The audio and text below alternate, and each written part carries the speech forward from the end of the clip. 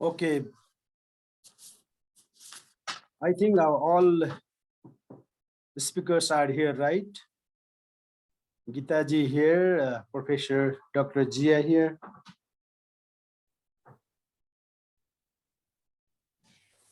So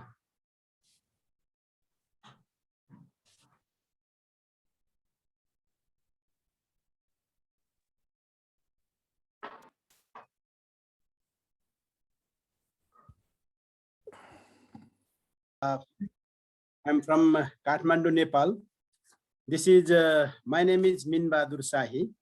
I represent here the Mountain Foundation Nepal. We are working on the mountain issue. I hope all speakers are here, right? And I see all. So Geeta ji, all speakers are here or not? Just I see some few of the speakers. Yeah, might be they are joining, so we can go ahead. Okay, thank you so much. Thank you, Geeta ji. It is my privilege to moderate the session on building resilience of communities from highlands to ocean in the face of climate crisis. I'd like to thank you, organizers, for providing us this platform for the discussion on the issue. We know that the COP26 is going on in Glasgow, UK. The global leaders, civil society activists, private sectors, academia, media professionals around the globe are gathered and are discussing on the climate crisis and potential future intervention on how to tackle this crisis.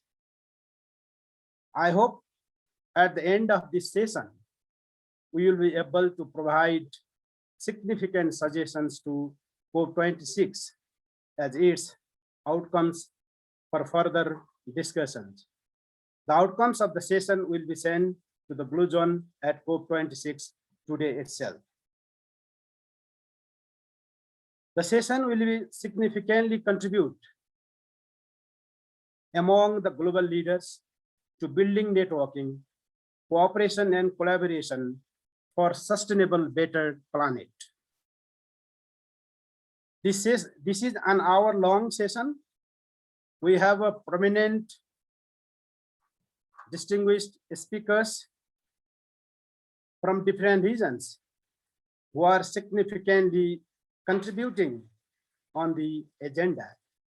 They have a very, sound knowledge on this, on the climate change, as well as the other, that relevant issue.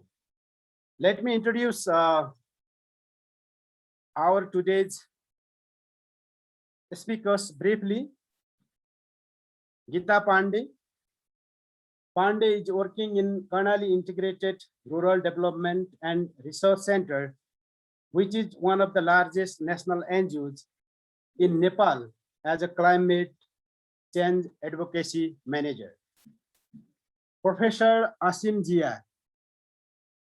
Dr. Zia is currently serving as a professor of public policy and computer science and director of Institute for Environmental Diplomacy and Security at the University of Vermont.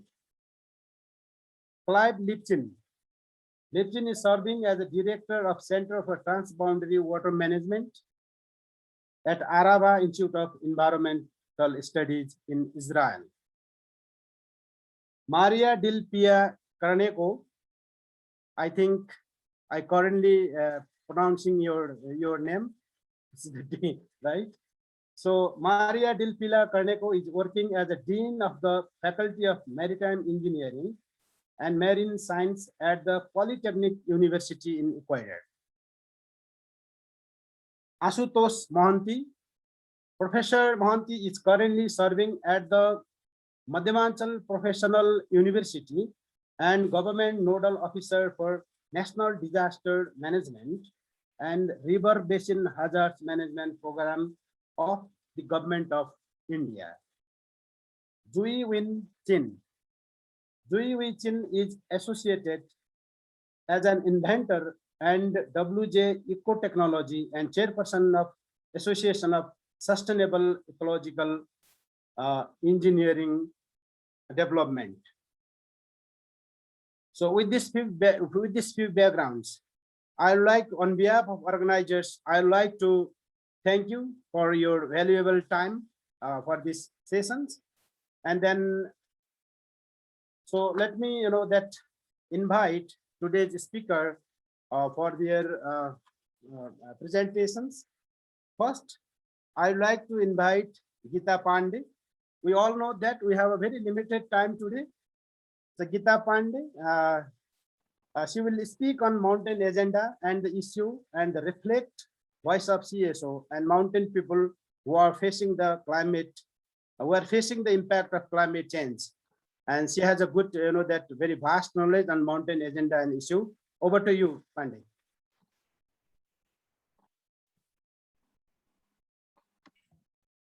Okay, thank you. Thank you so much, Amin Sanji, for your wonderful welcome remarks. Is my screen visible? Yes, yes, please go ahead. Yeah, thank you. Thank you so much. Thank you, everyone. Good morning and namaste from Glasgow, Scotland. And I'm really delighted to be here among the eminent speakers. As Min Bahadur Sai said, we are already advocating since long for the issues of the mountain agenda and the mountain community since long for the protection and promotion of the rights of the mountain communities. But now it had become the issue of not only the mountain communities. Since few days we are here in Glasgow and the discussions is going on, but it is also the matter of survival of the humanity, not only the mountain communities. So I want to highlight in brief why the mountain matters. As you all know that mountain is home to 15% of the world's population, and it hosts about half of the world's biodiversity. So mountain is the hotspot of the biodiversity of the planet, and it provides fresh water for everyday life to more than half of the humanity. And also mountain is the hub for the agriculture. Regardless of the benefits of the mountain, but mountain are facing the brunt of the climate change and the water crisis and the huge loss due to climate-induced disaster in the recent days we had been hearing in the different news and the global networks. Besides that, mountain and its unique characteristics, the vulnerability and the threats. But the mountain agenda and the issues are not widely representative in the global negotiations, such as UNFCCC and the climate change negotiation process, for which we are advocating since long. As the mountain people face frequently the political, social, and economic marginalization, and they have lack of access to the basic services as well. So talking about the climate crisis in the mountains, glaciers are melting twice in the rate of 20,000, we all know that. And the global warming, that is 3 times more in the mountain regions than the global average. And 1/3 of the glaciers will vanish, even if the global warming is limiting up to 1.5 degrees centigrade. And the discussion is going around that if we could limit it up to the 1.5 degrees centigrade or not. But if we limit it to 1.5 as well, then the glaciers will vanish. 1/3 of the Himalayan glaciers will vanish by 2100. So the situation is quite, scary. And we had already known that by the recent IPCC reports. It's the red code for the humanity.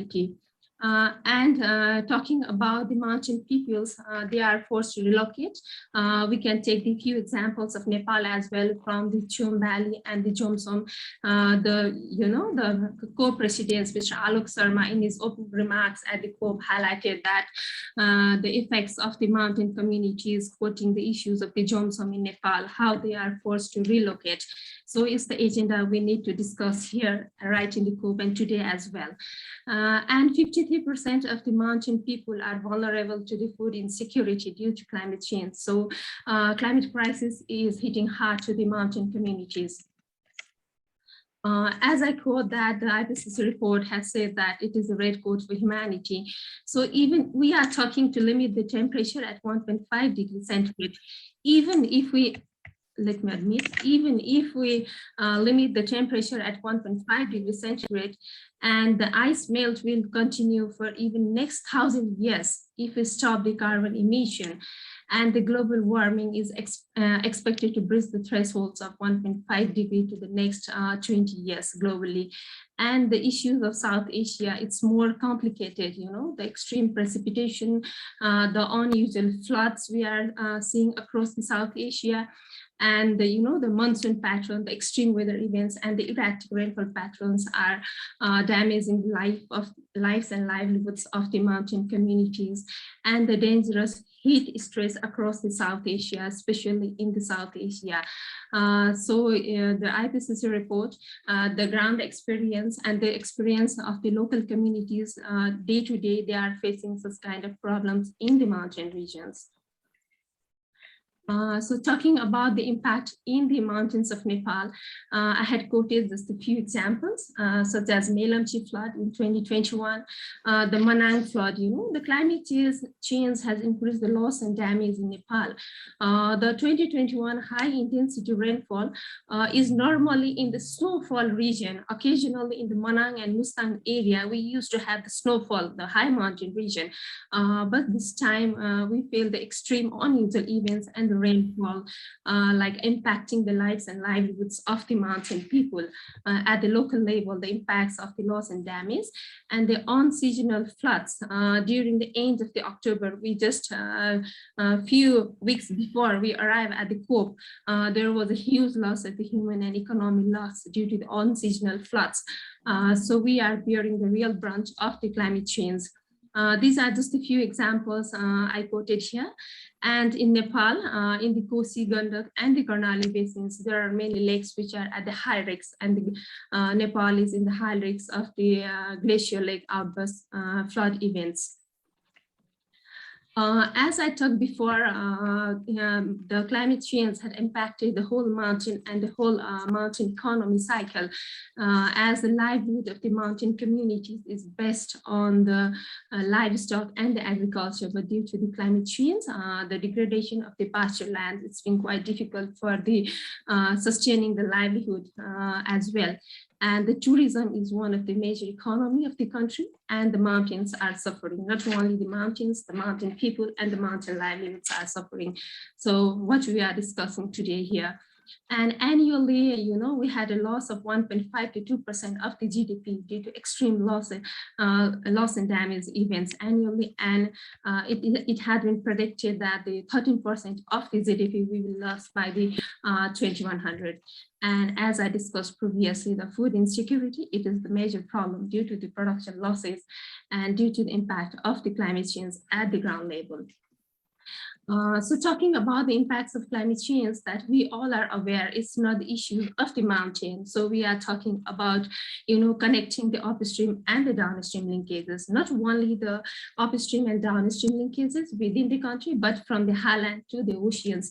My fellow speakers will shed light on this after the session. And talking about the downstream impacts, we have glacier lake floods and more frequent floods, as I already mentioned, the issues of loss and damage, and not only the frequent floods, but we are facing the erratic droughts as well in the long run, with the glacier-less mountains and the waterless river that we are facing here in the region where we are currently working in Nepal, the mountain region of Nepal. And not only the lives and livelihoods it had been impacted by the climate change, but the migration and the forced displacement, one of the issues that I mentioned regarding the Jomsom and the Mustang Valley of Nepal.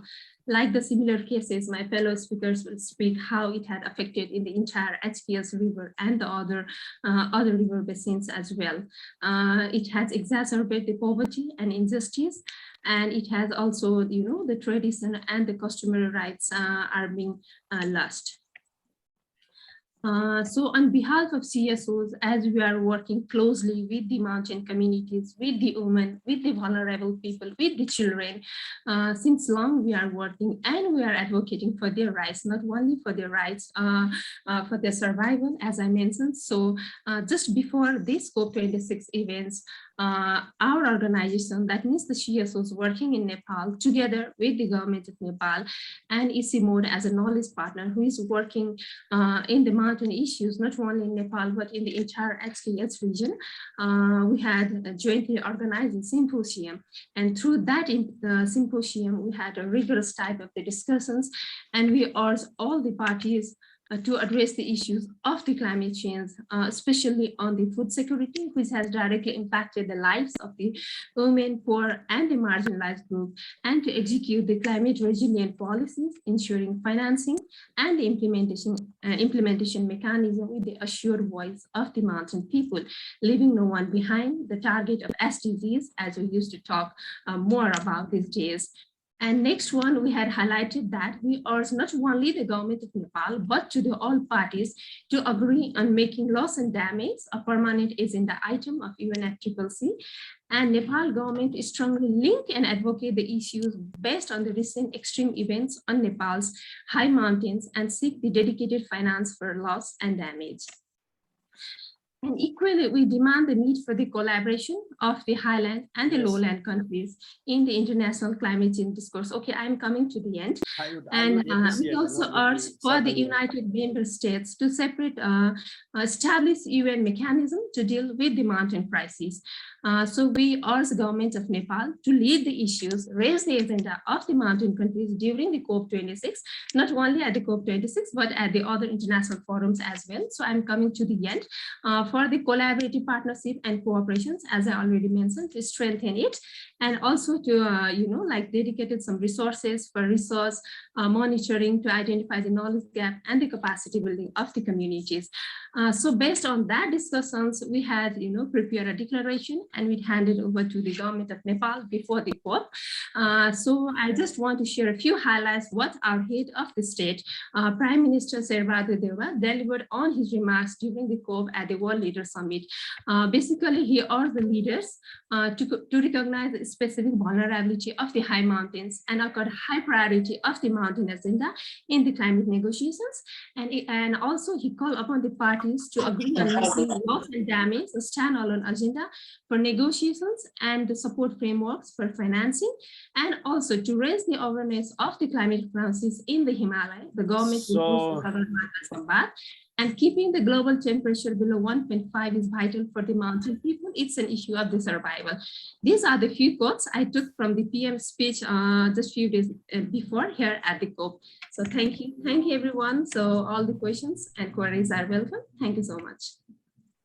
Thank you, Geeta, for your wonderful presentations. You had mentioned some, that glimpses of mountain communities or mountain people, how they are facing the climate crisis. Once again, thank you very much. Of course, that I would appreciate if each and every, that our speakers limit on time, because we have some floor discussion and everything. Once again, thank you very much, Geeta, for your wonderful presentation. Then I would like to invite Dr. Zia, Dr. Asim Zia, for your presentation. Asim Zia will present on the issue of basically on transboundary water in transboundary on highlands, on ocean, anticipatory governments of hydrometric regime shift in the transboundary river basins. Over to you, Dr. Zia. Thank you very much, Minshahi and Geeta. Thank you very much for setting us up this for this meeting and a very interesting side event. I wanted to talk about highlands to oceans, and as Geeta talked about the impacts of climate change in mountain communities and what they say, like typically what happens in Las Vegas stays in Las Vegas, but in this case, what happens in mountains doesn't stay in the mountains. It basically goes from the mountains to the oceans, and along with it takes whatever happens in the mountain downstream and has downstream effects. So this project that we've been working on, highlands to ocean, anticipatory governance of hydroclimatic regime shifts in the transboundary river basins, is kind of like a very international global cooperation that spans currently 4 river basins, and other river basins are being expanded. So in the next slide, I'm showing you transboundary Indus and Mekong River Basin boundaries that span highlands of Tibetan Plateau across 9 riparian countries, lowlands and oceans. So for example, in the left-hand side, you see in the Indus Basin starts in the Tibetan Plateau in China and going through India and Afghanistan, and then goes into the lowlands of Pakistan and enters the Indian Ocean. And you see when the dams are being built as a way to adapt to climate change or manage floods, they also have downstream impacts. In the Indus Basin, there are some big dams that are being constructed, but if you look on the right-hand side in the Mekong Basin, the number and amount of dams is enormous. You see all those black triangle dots here. So dams is one thing, but then also there is deforestation happening. There are communities that are being affected, as Geeta pointed out, not only in the mountains, but also downstream because of the poor water quality. Also challenges with the sedimentation in the water, access to water for growing food. And so it's not just about hydropower, it's like many other impacts in terms of drinking water supply, minimal environmental flows. So all of those matters need to be taken and looked at it from integrated perspective. Similarly, in the Amazon system, we see a lot of the dams here near the highlands, which then have impacts in the downstreams in the Amazon basin. On the right-hand side, we were showing the Jordan River map, where in the highlands, again, we see the dams in Syria and Lebanon, upper parts of Israel, and then it goes through in the downstream. So I think the point that I wanted to make was that what happens in the mountains does not stay in the mountains. So this is like a very high level perspective here that our research projects is looking at, like how do shifts in global climate change and ENSO regimes like El Nino, La Nina patterns affect the dynamics of regime shift in highlands. So for example, whether glaciers are melting or not at the basin scale, how is climate changing? How does that affect whether we're going to have droughts or floods?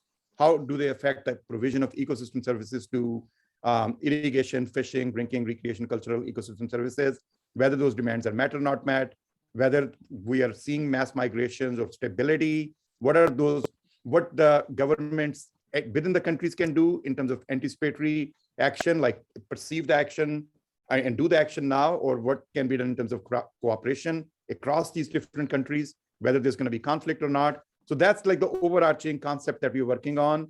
And I have my collaborators from Jordan, Dr. Clive was going to come in next, and Dr. Pilar Cornego, who's going to come about Amazon system. So they'll be expanding on some of these issues that we're working on. In the interest of time, I'm just going to say that we are also like building very like high resolution, rigorous computer simulation models that integrate the glacial melt models, climate models with water budget models, hydrological models, and then link them with the societal approaches at the basin scale to develop some of these larger kind of like address issues that Geeta brought up, and you'll hear more from the other speakers.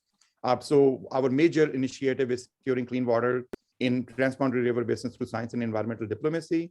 We have set up a network of networks called Transboundary Water and Cooperation Network. You can see more information on this in www.transboundarywater.org. And through this process, we are trying to identify the gaps in transboundary watershed monitoring, water security, early warning system, early action systems. So for example, when are floods coming, droughts, famine, water quality, early warning systems. So we're working on these issues, both within some basins, but across the basins, identifying the gaps and trying to understand like how we can build the institutional and adaptive capacity and have that information communicated to the vulnerable people, but also mainstream that in our planning and development processes. We're trying to promote scientist to scientist and community to community, like track 2 and track 3 cooperation within and across river basins. And we are also working on integrating indigenous knowledge and wisdom with scientific knowledge, which is really a mountainous challenge, but we feel that participation and inclusion of indigenous people is critical in these river basins because they have managed these issues for a long time. So with that, thank you very much for listening to me. I'm going to have, in the interest of time, move it to Dr. Clive and Dr. Pilar to expand on this. Thank you. So Min, you can introduce. Thank you, Professor Zia, for your wonderful presentation, and scientifically you have represented your presentation. And then I hope that your presentation and all your that this session will help us to how we can collaborate our relation, that how we can make strong, the relations upstream and downstream. That session also will help us to build the, that networking across the globe. Thank you very much once again, Dr. Zia, for your presentation. Now I'd like to invite Clive Lipchin for your presentation, and she's going to present on climate and water security issues in transboundary river basins. Clive, sorry, Clive, your It's okay. Hi. His presentation. Good morning, everybody. I need to be able to share. I need to be able to share my screen. Let me just. Okay, I have it. Okay. Give me 1 second.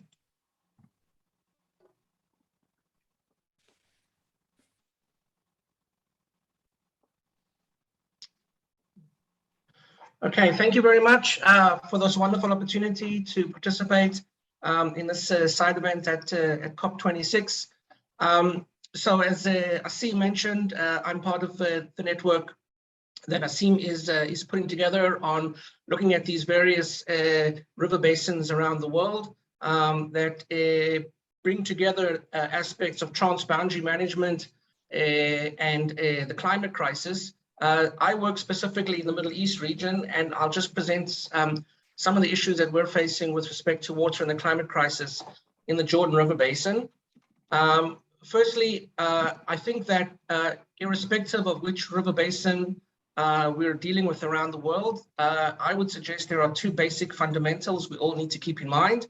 One is that all water resources are transboundary, from the most local to the most international.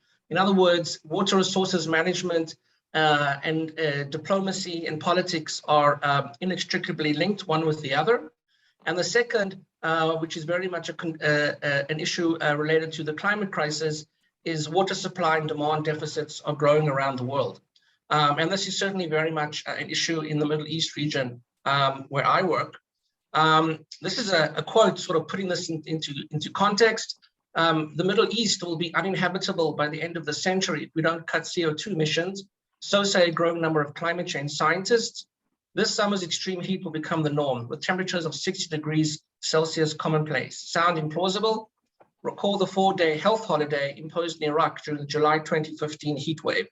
So all the climate models are very clear that in the Middle East, the Eastern Mediterranean, North Africa, major areas of the Mediterranean are all going to be at the forefront of climate change. And these are the areas with some of the most water-stressed regions, including that pretty much nearly all of the water is transboundary.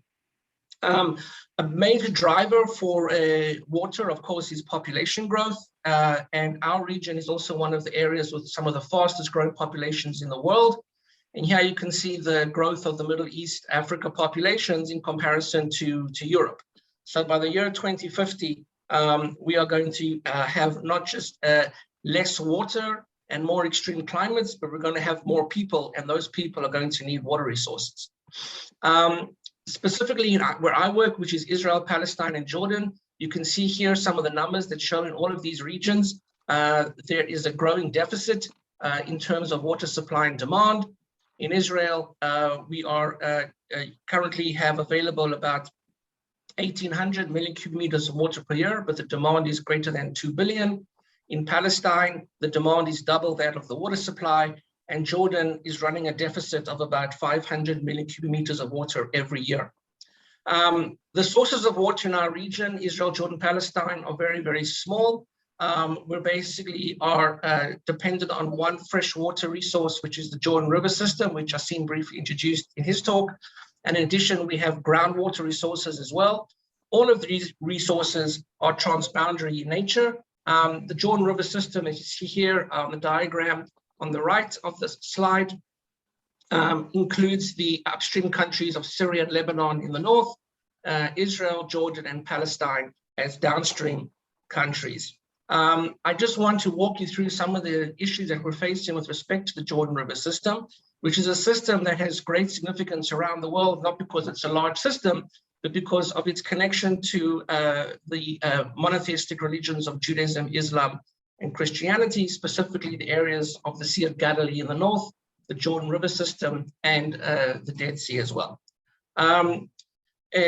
Over time, as the populations are growing and the climate is becoming more extreme in our region, we're seeing here a growing trend of water insecurity, where water and supply and demand gaps are growing. So the greatest challenge that we face in our region is how to close these gaps.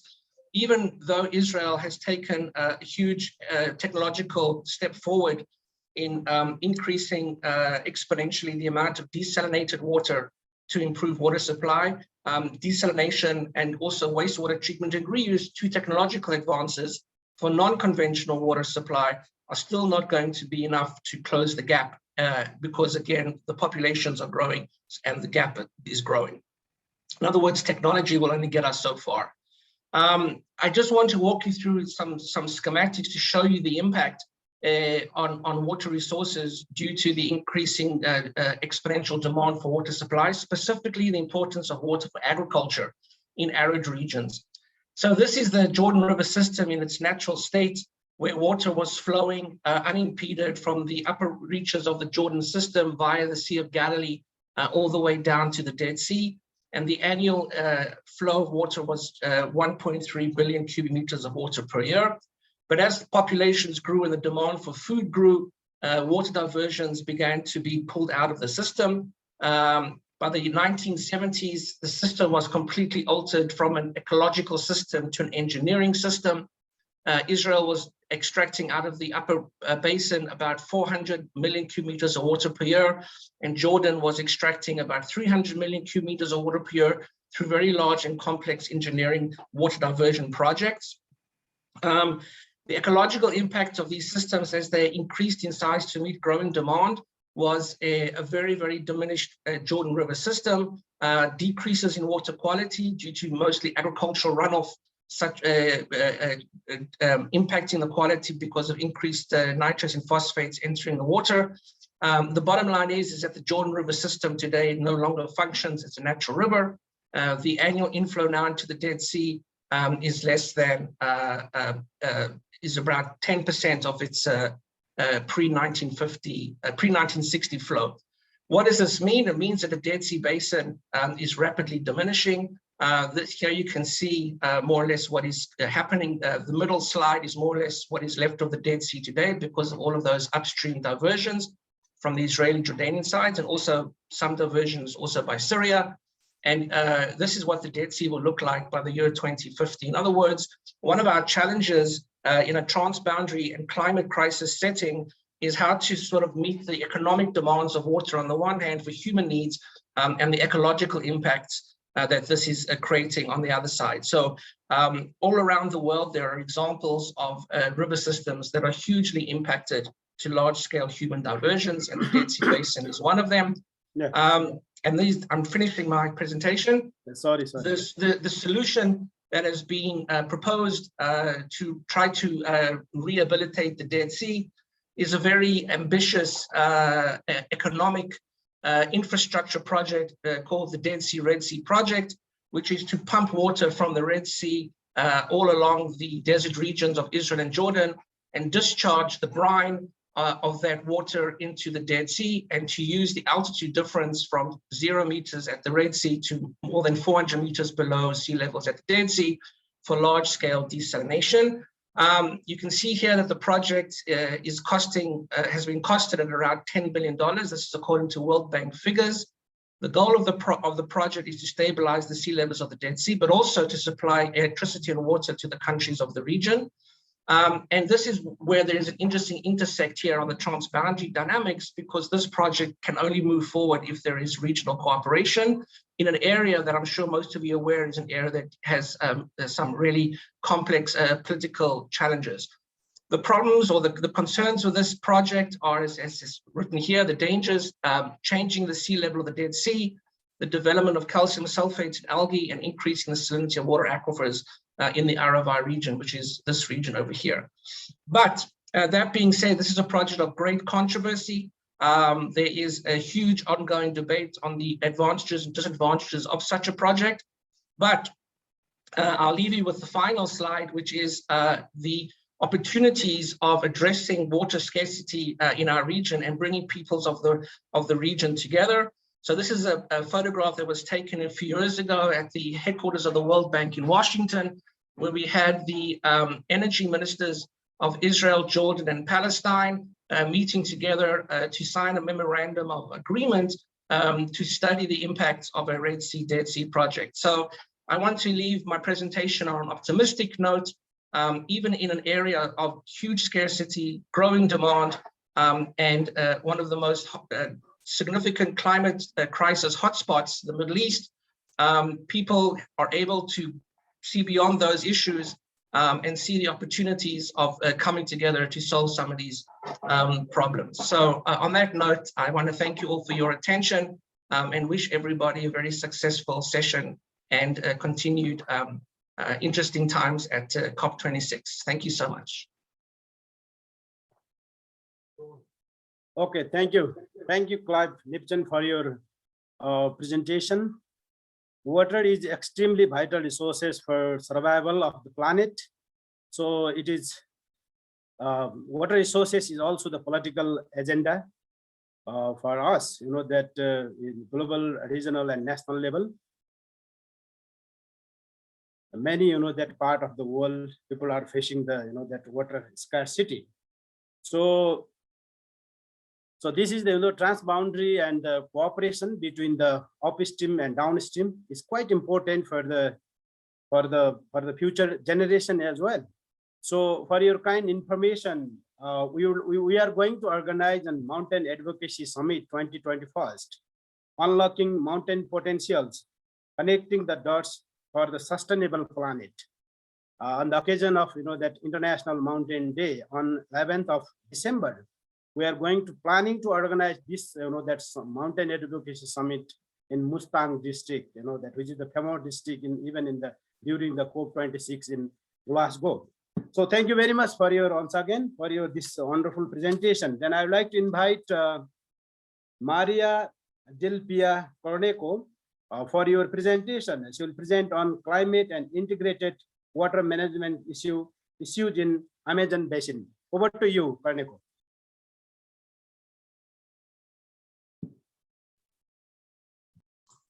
Good morning, good afternoon, everybody. Today I switch a little bit and I'm going from building resilience communities. In our case, we have seen the mountains, we have seen the transboundary basins, and now we're looking to a place that is called to the ocean.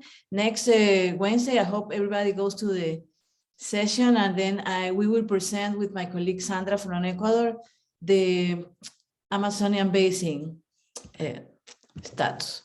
So we have to remember that today 53% of the population of the world live in urban areas, but also that there is an agreement through the new urban agenda that we have to establish and work out this link between urban and rural areas. And one of the most important things that we have seen during the pandemic last year and this year is that food security has been a key point, especially coming from the rural areas.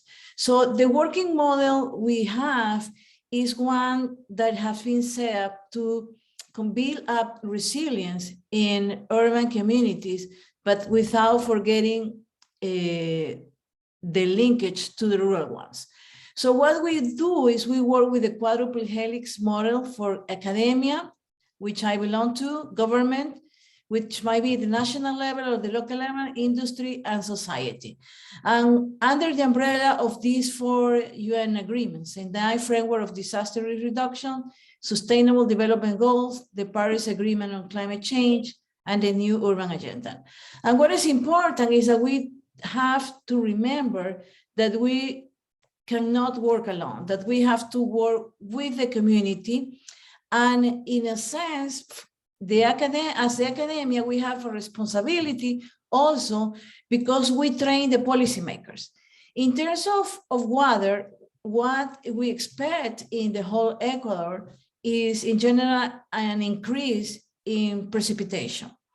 Downscaling the different scenarios, we find we have found out that this increase might not be, as we would like it, distributed along the year, but it will be concentrated in few days. So we will have more flooding, the opposite of what we have seen with the previous presenters, than in the past. And in this co-production model, we have to work on capacity development for the communities, for the policymakers. If we don't do that, we're not going to be successful.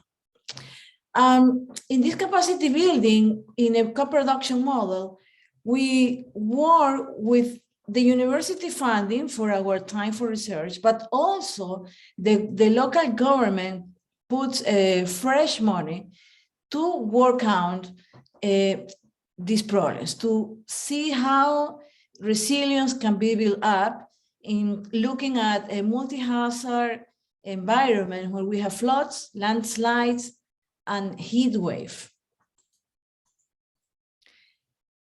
Are these extreme climate events or chronic events? So we are facing increasing precipitations. Sometimes they are related to El Niño Southern Oscillation event that most of you may know. We also have problems with urban hydrology and institutional and social constraints. Because of these climate events, we have internal migration from rural areas to the urban ones. And people go and live in these irregular settlements where we don't have the basic service like water and sanitation, and that are prone to floods. These chronic disturbances derive also from underestimate the infrastructure and social processes of these irregular settlements. So what we do with all this research, I mean, we build up the vulnerability maps to floods, to heat wave, to landslides. We design a different nature-based solution projects to reduce the flooding impact. We work on early warning systems so people is ready for any extreme event. But if we don't translate this into strategies that can be applied by the local governments, it might rest up in journal publications. So in the case that we work with this medium-sized city, which is 300,000 inhabitants, we have set out, for example, for a strategic objective, which means that the city council approved new laws for adapting and adopting disaster risk reduction principles and climate change adaptation into their land use resilience planning. We also work on strengthening institutional governance, adopting new knowledge, and also adding the urban landscape for ecosystem planning. With the early warning systems, in our case, this is a small city, we have in red the flooding areas. We work on this is my alarm, so I have to finish. We work on an early warning system for flooding, work out with the communities. But at the end, what do we want? We want to build up resilience in these communities. And what happened in the highlands really affects what's happening at the end of the river basins, which are the estuaries. And one of our common problems is that how we put such amount of information into the policymakers for effectively build up resilience in these communities. And I believe we have a huge task. And my message is that we are not alone. We can see here in this meeting, and the climate change impacts will demand very creative and innovative ways of coping with a shortage or excess of water in the near future. Thank you.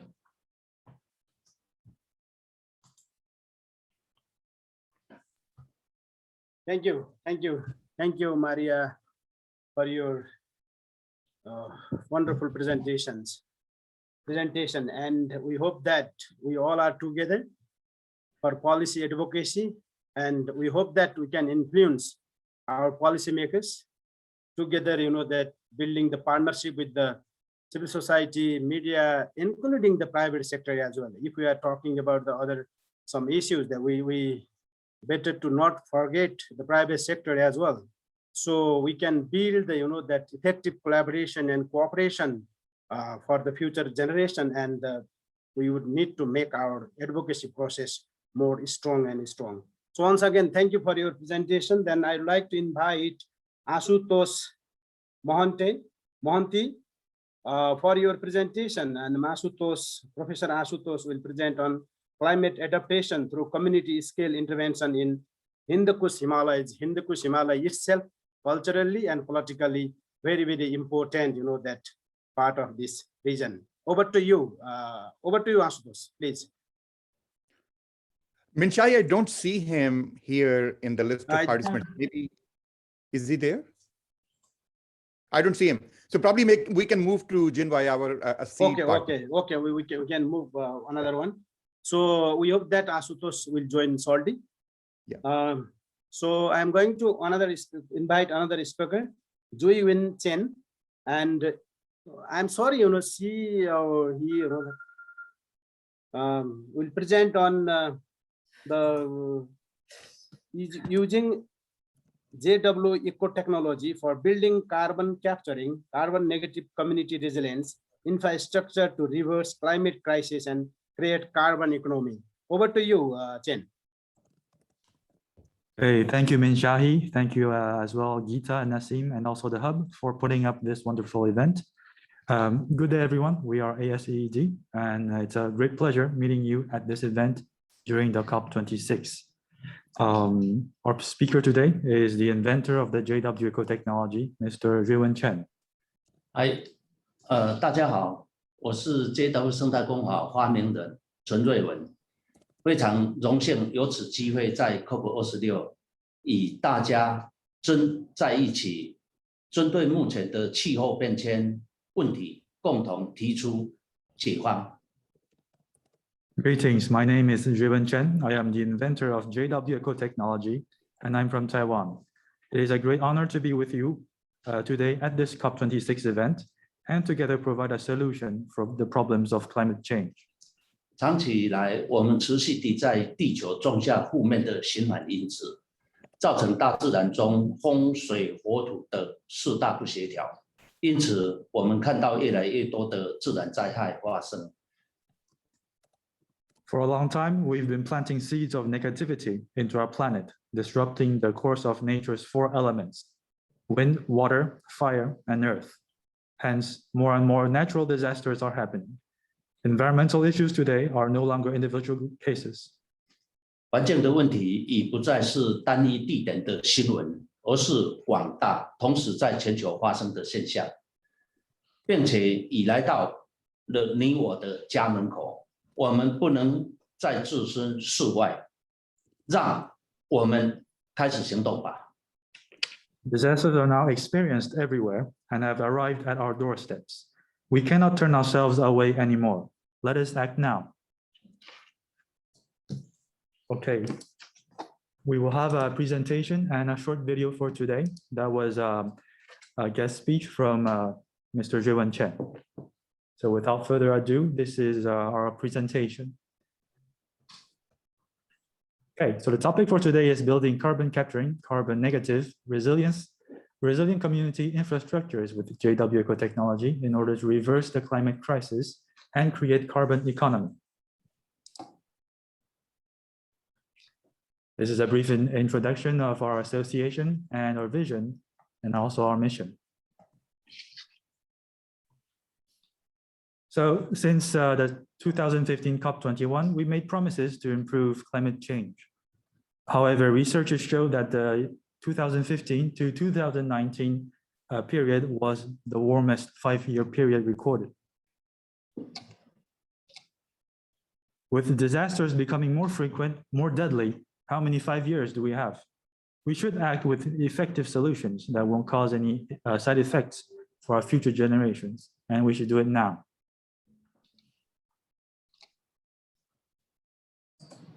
But the solutions that we currently use not only doesn't effectively solve these problems, it creates more, forming a negative cycle. But we found a solution to this. So during 2018, August 23, 600 millimeters of rain poured down in the city of Tainan within 24 hours, causing severe flooding and also heavy loss. Analysis of this disaster showed that the main causes behind this were inadequate development and management of constructions. However, one school called the Liming High School managed to avoid this disaster, being located in the epicenter of this serious flooding. So how did this school, being 70 centimeters lower than surrounding grounds and also full of sewage gutters, avoid being flooded? And also managed to capture 22,000 tons of water for recycling usage. It is by applying JW Eco technology and opening up its enclosed surfaces. This revolutionizes traditional construction concepts and creates a positive cycle within the environment and also the economy. To be precise, JW Eco technology activates the circulation of nature's 4 elements, achieving self-restoration of the environment. It allows an on-site infiltration of rainwater, which can then be stored underground in JW Eco water banks, solving 2 problems at once, drought and flood. And also providing water for arid areas, which is purified within the JW Eco technology system, achieving a first-grade water quality. So here you can see the before and after of the water.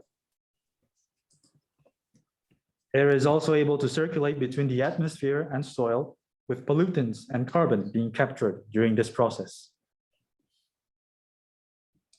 which also activates the regulation of temperature, solving heat island effects. During summertime, roads using JW Eco technology are 21 degrees cooler than traditional asphalt roads. In wintertime, pavements using JW Eco technology can help melt snow. So with an opened up surface, JW Eco technology can revive the soil, forming a JW Eco pavement wetland ecosystem, providing food in urban areas, and also creating oases in deserts, helping solve desertification problems. When using JW Eco technology in roads, it is the only permeable pavement able to bear heavy loading and also traffics, making it suitable for roads located in seaports and also airports, solving traditional permeable pavement problems. It is also the only permeable pavement able to maintain high infiltration rate after 10 years. So we've got a comparison table here on the benefits and cost between JW Eco technology roads and traditional permeable pavements. This is the case in Taiwan, so it might vary a bit according to where you are and also the design. But in general, JW Eco technology can be used throughout different scales and for different purposes.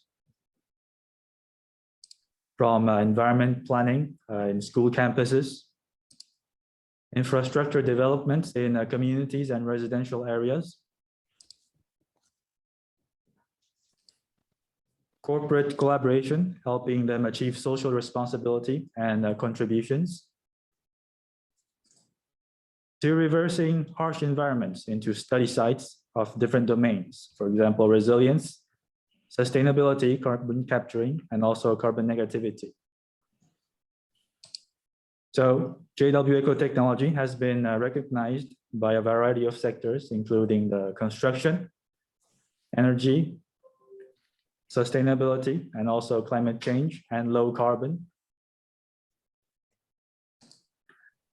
It has also been appointed by different public and private sectors throughout international events, especially the COP events. When we face a global climate crisis, we should act in a holistic yet localized way for a change to be possible from highland to ocean, from urban to rural. By creating JW EcoSmart Sponge Cities, we will be able to reserve a safe and pure land for our future generations and reversing the climate crisis. This will require a lot of bravery and dedication. So we have prepared a short video documenting how these brave people view the JW Eco technology.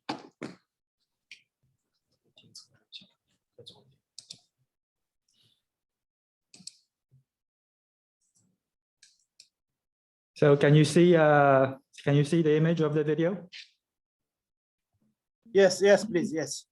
Okay. How long, that this video? 7 minutes. Oh my God, we don't have, that we have left only 5 minutes time. So please go ahead. Okay, thank you.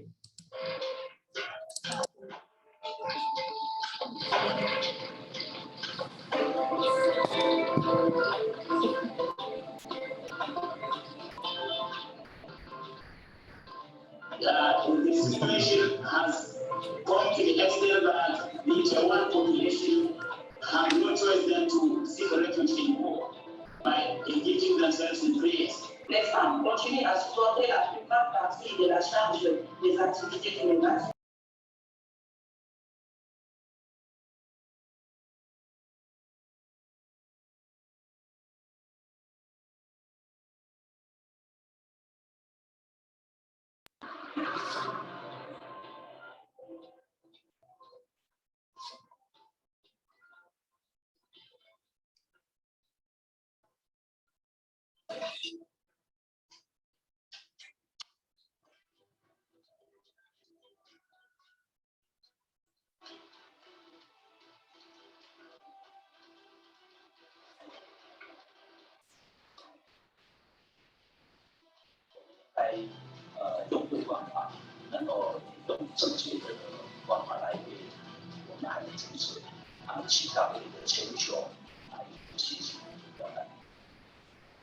We are targeting innovation that helps solve problems that we're all facing together today around the world.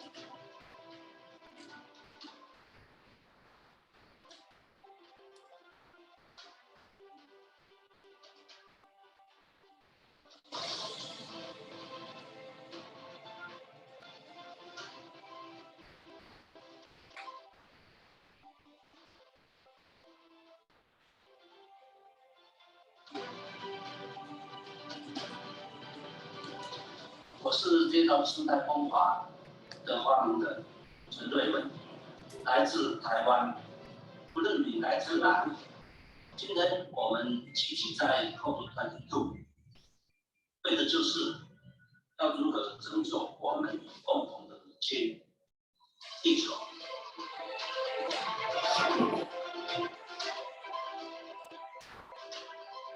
I met Dr. Chen 5 years ago in Paris during the climate change Paris Agreement that was held at the United Nations Conference of Parties 21 in La Haute, Paris.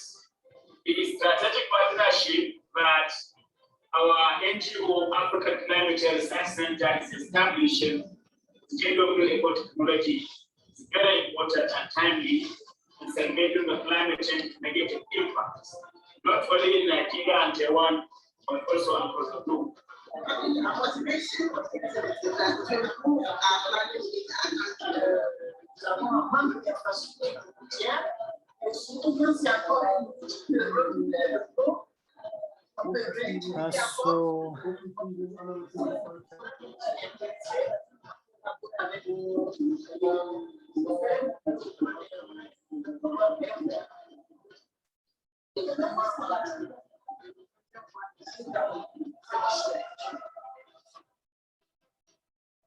因为我们在这里就是通过手工具，所以我们记得有跳进一个很好的功法，目前来讲有地方的要推出去。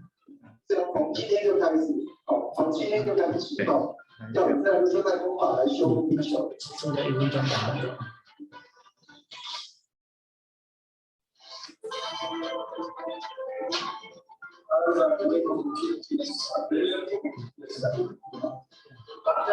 这结束。现在还有几分钟。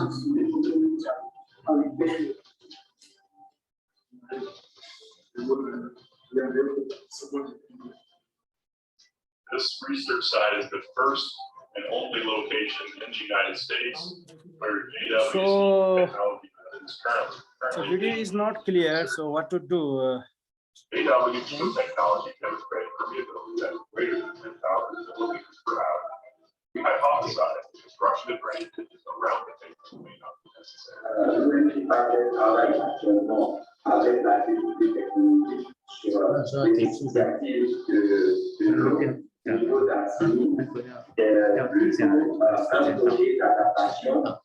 电力提高高开的10毫米，在市政府的强力领导下和吉达各生态工法发明的团队的全力帮助之下，实施了一个帮助结束主席的提供，这不是我的生态条件。主席点吗？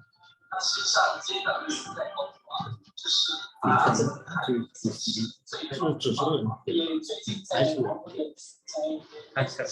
他我们这边哦，请我们这边评价。我现在做这个工法，它是成功的。我最了解你啊，接着说，这个挺掉的。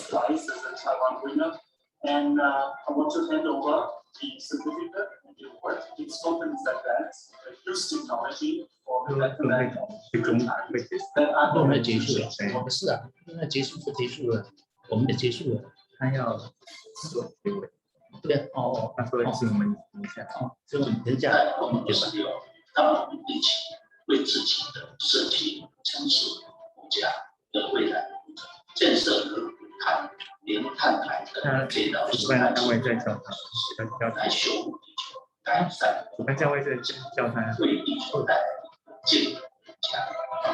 关掉了。Okay, since I think we are out of time, thank you everyone.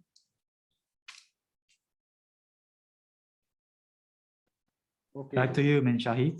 Okay, thank you for your this wonderful presentation, and this will be that benefit for us. And I like your this vision statement: embrace earth,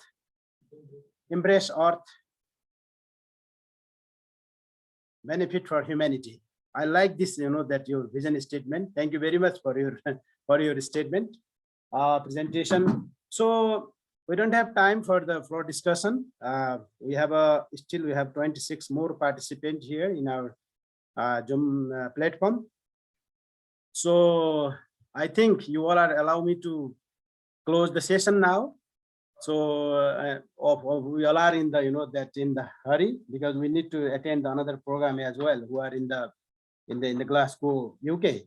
So once again, I'd like to thank you very much for all the speakers for your powerful presentation on climate crisis and the other that some introducing new technology and other things. So I'd like to thank you on behalf of organizers, and also I'd like to thank you South Asian Resilience Hub COP26 to providing this space to organize this side event as well. Thank you once again to South Asian Resilience Hub COP26. And you will. I'm sure that the organizers will produce one brief note on this session, and you will circulate the that concern platform for further information. Transboundary issue is not only for the of the civil society organization, media, other things. Transboundary issue is also a political agenda of that. So we need to focus our advocacy in political level as well, not in the that I'm not saying any that political ideological things or other matters, but transboundary issue is also the political agenda. So we need to, that advocate with the, and build the partnership with the, that political leaders, global political leaders as well, so that our policy advocacy may be, that can influence in the political or policy level. So mountain is also the, that the resources, water for the water is tower for the water resources, and other the biodiversity and the biological, that biodiversity, rich in the biodiversity also. So these sessions, that I understood from here, that how we can build the, that strong collaboration and cooperation among the, not only the, that with the some, that civil society organization and political or bureaucrats, but how we can build the relation between the upstream and downstream communities, people, so that, that we can understand the situation of the islands as well as the, that downstream also.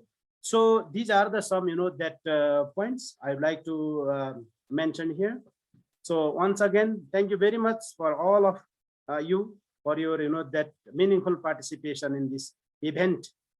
So once again, thank you very much, organizers, for providing me this opportunity as a